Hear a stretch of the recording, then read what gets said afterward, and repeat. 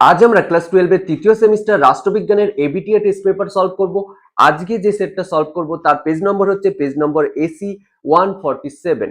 তো চলো শুরু করা যাক। শুরু করার আগে বলে রাখি, এখনো পর্যন্ত দা পলিটি গুরুর ফ্যামিলিতে যদি যুক্ত না হয়ে থাকো সাবস্ক্রাইব করে যুক্ত হয়ে যাও, আর বন্ধুদের কাছে শেয়ার করতে একদম ভুলো না। আরো একটা কথা বলে রাখি, সেটা হচ্ছে তোমাদের ভয় পাওয়ার কিছু নেই। আমি কোশ্চেনগুলোকে অনেকবার রিচেক করেছি, করে তোমাদেরকে প্রোভাইড করছি। হ্যাঁ, আমি শুধু মুখে বলছি না যে রিজেক্ট করেছি, আমি সবগুলোর ব্যাখ্যাও তোমাদেরকে দিচ্ছি। তারপরেও তোমাদের যদি কোনো কোশ্চেনের উত্তর নিয়ে ডাউট থাকে যে দাদা আমার মনে হচ্ছে এই কোশ্চেনটা ভুল, তো নিশ্চয়ই কমেন্ট করে জানাও।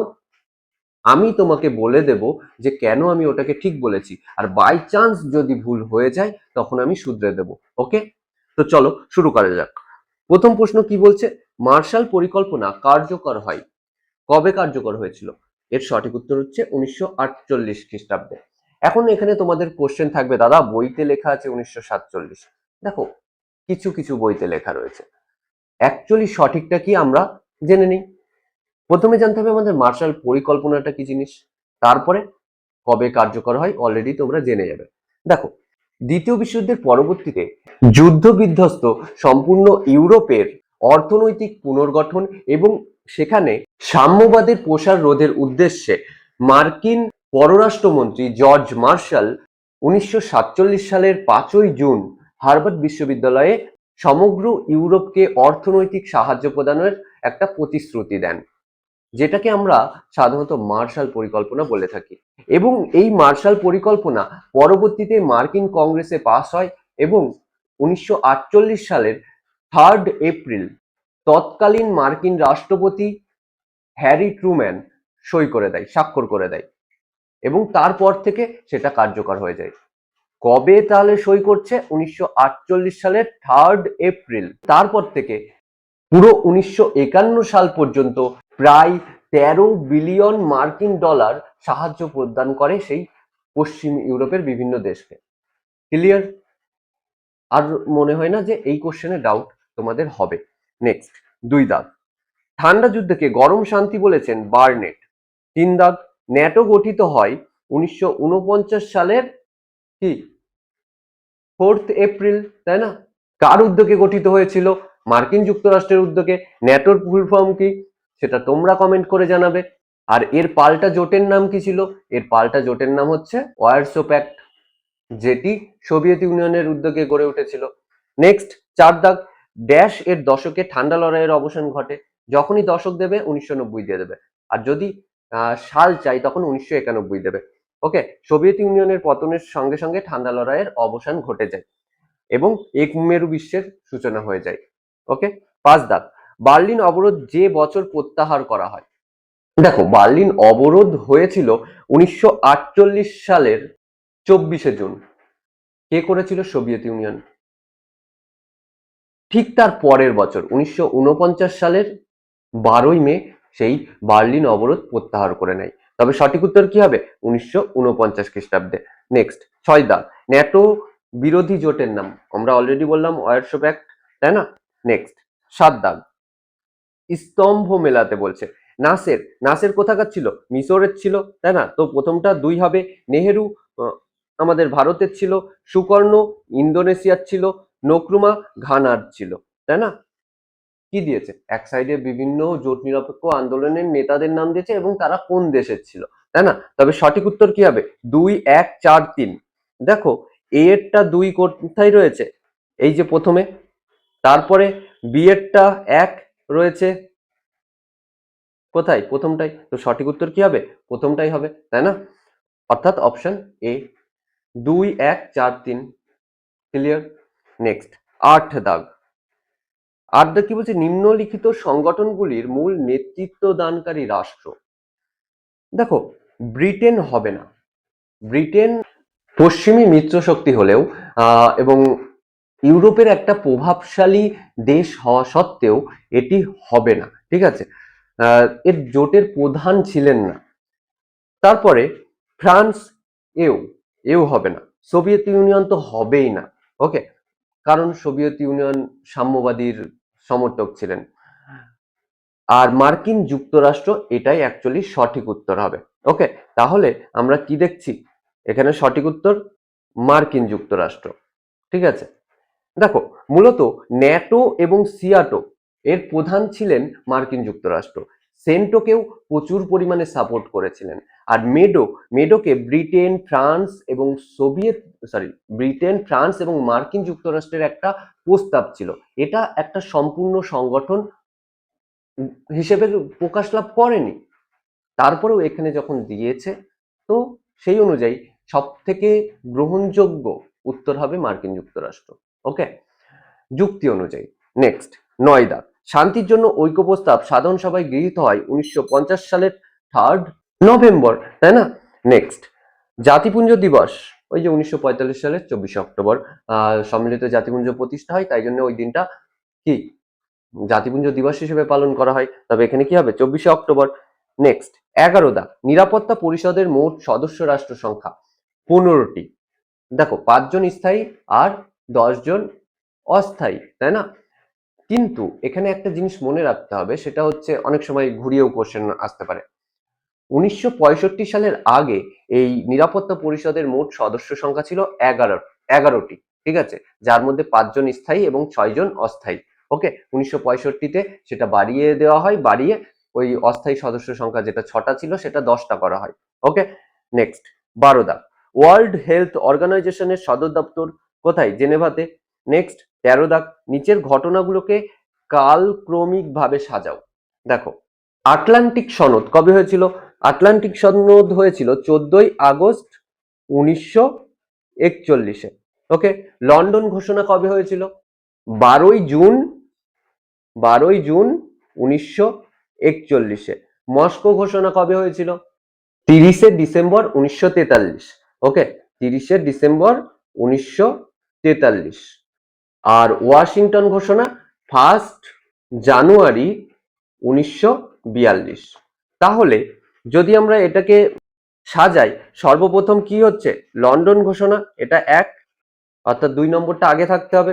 তারপরে দেখো আটলান্টিক সনদ, এটা সেকেন্ডে থাকতে হবে। তারপরে ওয়াশিংটন ঘোষণা, এটা 3 নম্বরে থাকতে হবে। মস্কো 4 নম্বরে থাকতে হবে।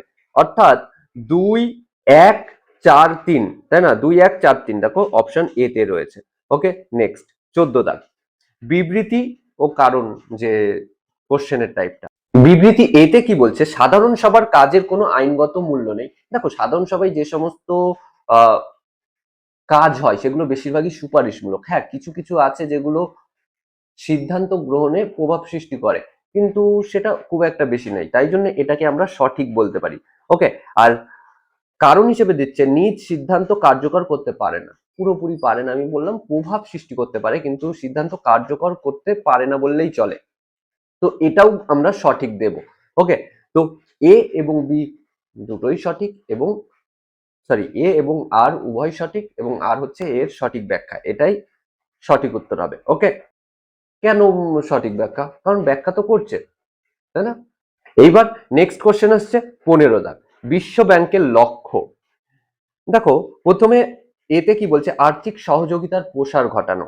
বিতে বলছে আর্থিক স্থিতিশীলতা বজায় রাখা। সিতে বলছে সব শিশুর জন্য প্রাথমিক শিক্ষার সুযোগ বিস্তার। আর ডিতে উপরের সবকটাই সঠিক। তো এখানে কোশ্চেনটা একরকম সম্পূর্ণ দেয়নি, কোশ্চেনটা একটু ভেবে চিন্তে দেওয়া উচিত ছিল। কেন আমি বলছি? কারণ এই যে প্রথম দুটো পয়েন্ট রয়েছে, এটা বিশ্ব ব্যাংকের কাজের থেকে বেশি IMF এর কাজের সঙ্গে বেশি মিল হচ্ছে। হ্যাঁ, এমন নয় যে এই দুটো কাজ বিশ্ব ব্যাংক করে না, খুব কম পরিমাণে করে।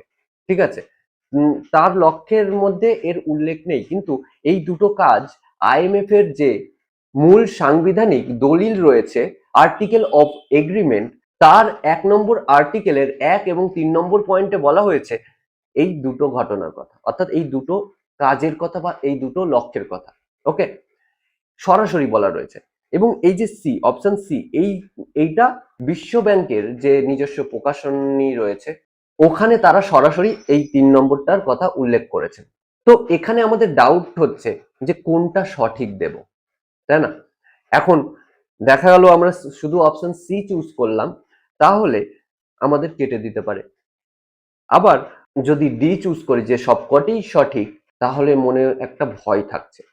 দেখো আমার মতে এখানে সব থেকে সেফ খেলা হবে সেটা হচ্ছে উপরের সবকটি সঠিক এটা দেওয়া। কেন বলছি? কারণ এই যে এ এবং বি, এই যে কাজটা রয়েছে, এই দুটো কাজ, এটা কিন্তু বিশ্ব ব্যাংকও করে থাকে, কিন্তু খুব স্বল্প পরিমাণে। বোঝা গেল? যেহেতু করে, তো অনেক টিচার এটাকে বিশ্ব ব্যাংকের কাজ হিসেবে ধরতে পারে এবং ধরার চান্সটা বেশি। বোঝা গেল? সেই অনুযায়ী আমরা অপশন ডিটাকে সঠিক দেব। বোঝা গেল? কিন্তু আমি যদি খাতা দেখতাম শুধু অপশন সিটাকে সঠিক হিসেবে রাখতাম। বোঝা গেল? ব্যাখ্যাটা আমি করেছি, আশা করি ক্লিয়ার হয়েছে। ওকে, নেক্সট ১৬ দাগ। জাতিপুঞ্জের সনদে ড্যাশটি নীতি বর্ণিত রয়েছে। দেখো, সম্মিলিত জাতিপুঞ্জের সনদের ২ নম্বর ধারাতে টোটাল ৭খানা নীতির কথা বলা রয়েছে। নেক্সট ১৭ দাগ। নিরাপত্তার প্রাচীন ধারণাটি হলো প্রথাগত নিরাপত্তা, যা রাষ্ট্র, সীমান্ত, সার্বভৌমত্ব এবং সামরিক আক্রমণকে বেশি গুরুত্ব দেয়। মানব নিরাপত্তা ও অন্যান্য নিরাপত্তাকে খুব একটা গুরুত্ব দেয় না। ১৮ দাগ। ঐতিহ্যগত নিরাপত্তার কয়টি উপাদান আছে? এর সঠিক উত্তর হবে ২টি। একটা হচ্ছে বাহ্যিক উপাদান আর একটা হচ্ছে অভ্যন্তরীণ উপাদান, যেটাকে তোমরা বইয়ে পাবে বাহ্যিক নিরাপত্তা এবং অভ্যন্তরীণ নিরাপত্তা এই নামে। বোঝা গেল? নেক্সট কোশ্চেনে যাওয়া যাক। ১৯। অপ্রথাগত নিরাপত্তার একটি উদাহরণ।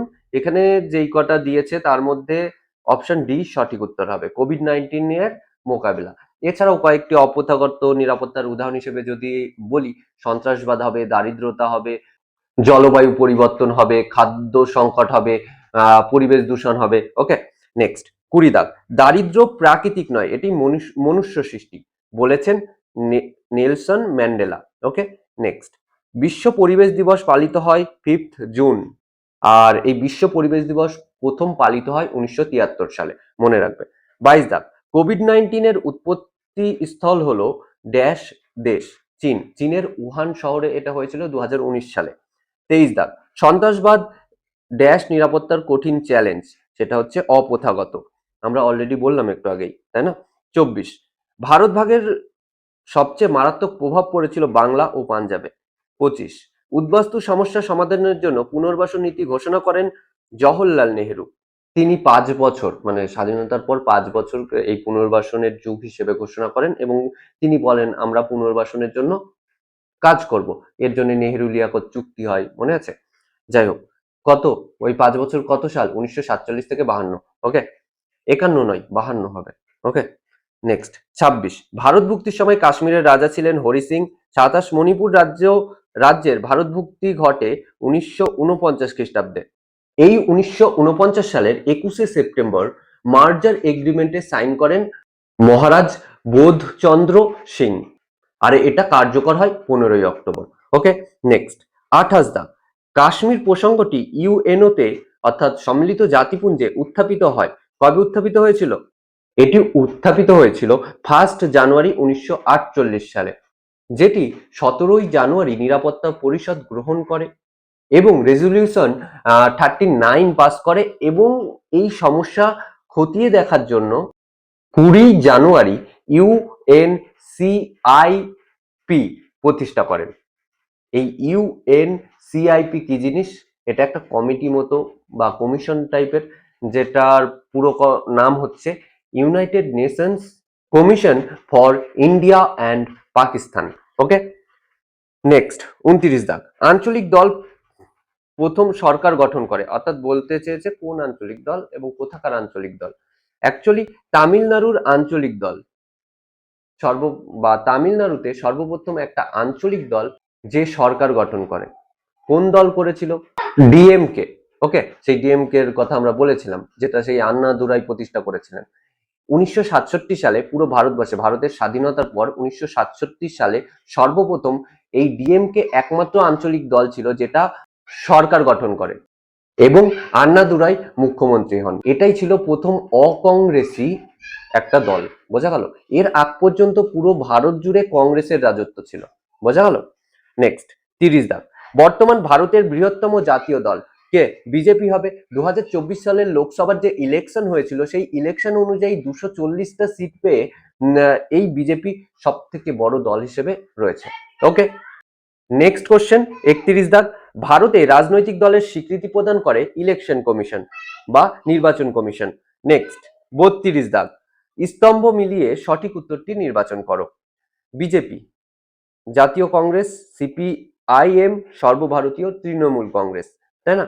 এই চারখানা দল তার প্রতিষ্ঠা সাল কত সেটাই চেয়েছে। বিজেপি 1980, তাই না? তো প্রথমটা 2 হবে। জাতীয় কংগ্রেস 1885, সিপিআইএম এটা হয়েছিল 1964-তে 4, আর সর্বভারতীয় তৃণমূল কংগ্রেস এটা হয়েছিল 1998-তে 3। ঠিক আছে, তাহলে 2, 1, 4, 3 কোথায় রয়েছে? অপশন এ, তাই না? এখানে তোমাদেরকে একটা কথা বলে রাখি, এখানে সিপিআইএম এবং সিপিআই দুটো আলাদা দল, আমরা অলরেডি বলেছিলাম। তো সিপিআই কবে গঠিত হয়? এটা গঠিত হয়েছিল 1925 সালে, 1925 সালের 26শে ডিসেম্বর। পরবর্তীতে ওই সিপিআই ভেঙে গিয়ে কি তৈরি হয়? সিপিআইএম 1964 সালে। ওকে, যাই হোক, এখানে আর কিছু বলার নেই। নেক্সট 33 দা, ভারতের একটি জাতপাত ভিত্তিক দল হচ্ছে, এখানে যেই কটা রয়েছে তার মধ্যে বিএসপি হবে। এটা উত্তরপ্রদেশের একটা দল। এছাড়াও উত্তরপ্রদেশের আরেকটা দলকে আমরা এই জাতপাত ভিত্তিক দল হিসেবে গণ্য করতে পারি, সেটা হচ্ছে সমাজবাদী পার্টি। এছাড়া বিহারের আরজেডি, জেডিইউ, ওকে, এগুলোও জাতপাত ভিত্তিক দল। নেক্সট 34 দাগ, পঞ্চশীল চুক্তি স্বাক্ষরিত হয় কোন দুটি রাষ্ট্রের মধ্যে? ভারত ও চীনের মধ্যে, তাই না? কবে হয়েছিল? 1954 সালে। সেই সময় ভারত এবং ওই যে চীনের রাষ্ট্রপ্রধান কে ছিল? জওহরলাল নেহেরু এবং চীনের চৌ এন লাই। ওকে, নেক্সট 35 দাগ, ভারত শ্রীলঙ্কার মধ্যে অসামরিক পারমাণবিক চুক্তি স্বাক্ষরিত হয় কত সালে? 2015 সালে। 2015 সালে কত তারিখ জানো? 16ই ফেব্রুয়ারি। ওকে, নেক্সট 36 দাগ, মহাকালী চুক্তি কাদের মধ্যে স্বাক্ষরিত হয়? ভারত ও নেপালের মধ্যে। Option C. কবে হয়েছিল? 1996 সালের 12ই ফেব্রুয়ারি। ওকে, নেক্সট 37 দাগ, 1998 সালে পোখরান 2 কোন প্রধানমন্ত্রীর আমলে ঘটে? অটল বিহারী বাজপেয়ী, তাই না? নেক্সট নেক্সট কি বলছে? 8:30, 2010 সালে কুলাম পরমাণু শক্তি প্রকল্পটি কাদের উদ্যোগে তৈরি হয়? এটা ভারত এবং রাশিয়ার উদ্যোগে তৈরি হয়। এই যে কুলাম, এই জায়গাটা কোথায়? তামিলনাড়ুতে অবস্থিত। 39, ভারত ও শ্রীলঙ্কা পর্যটন শিল্পের বিকাশের জন্য নির্মাণ করা হয় বৌদ্ধ সার্কিট। 40, 1974 সালের 18ই মেতে পোখরানের বিস্ফোরণের মাধ্যমে ভারতের বিশ্ব পরমাণু শক্তিধর রাষ্ট্রে পরিণত হয় ভারতের প্রধানমন্ত্রী ইন্দিরা গান্ধী পৃষ্ঠপোষকতায় এবং প্রখ্যাত বিজ্ঞানী রাজা রামান্নার তত্ত্বাবধানে পরীক্ষাটি সংঘটিত হয়েছিল। এই প্রেক্ষিতে পরমাণু পরীক্ষাটির প্রতীকী নাম দেওয়া হয় স্মাইলিং বুদ্ধ।